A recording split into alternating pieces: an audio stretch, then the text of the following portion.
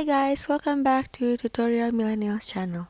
In this video, I'm going to show you how to edit a video from Unfold. So firstly, you go to Unfold and then you pick which template you want.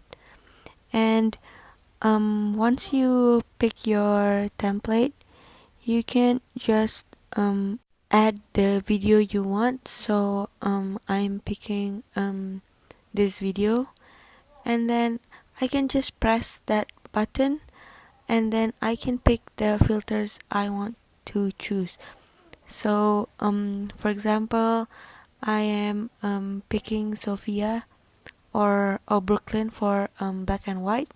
So I can go to effects to add effects. So I'm choosing glitch. So I can just adjust by sliding that. And so okay, once I'm done, I can also adjust my video by changing the brightness or the contrast, or so you can just edit the video without using any other app.